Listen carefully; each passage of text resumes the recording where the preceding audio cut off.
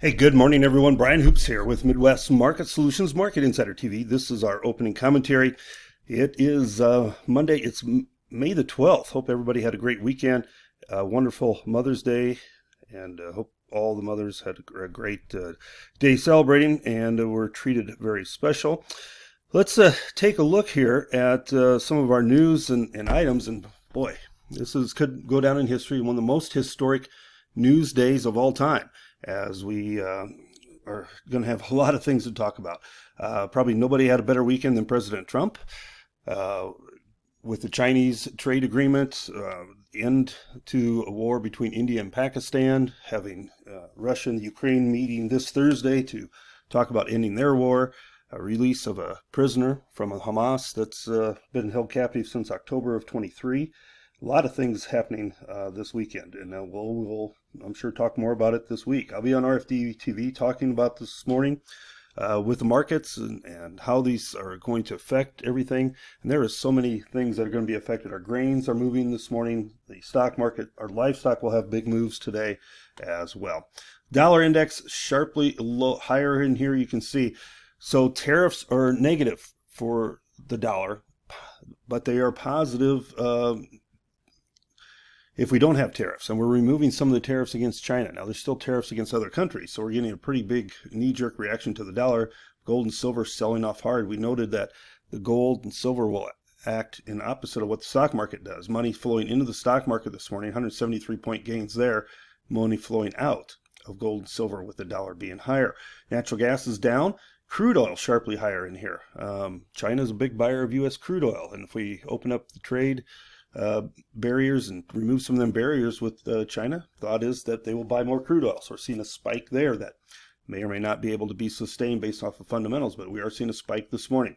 And the grains, 5-cent better July corn, D's up 4. Beans are the big breakouts in here. We gapped higher in the beans, filled the gap, and have moved back higher. We're 17.5 higher in July. November up 19.75. Soybeans figure to be the biggest beneficiary of an end of the trade war with China, because they have not bought any beans from the United States for a long, long time, and really have no interest in doing so until they have to sometime this fall.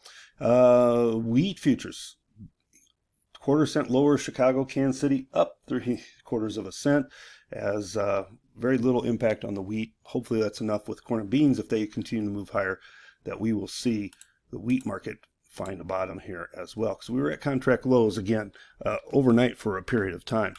All right, let's talk markets in here and what is happening as we go throughout our trading day.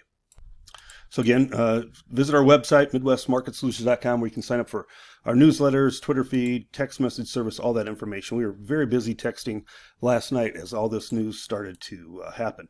U.S. is cutting tariffs on Chinese goods, down from 145% to 30% for 90 days, with China pulling back their tariffs, 125% down to 10% that same 90 days, as part of a broader effort to reach a final trade agreement. So they have made some preliminary steps in here, and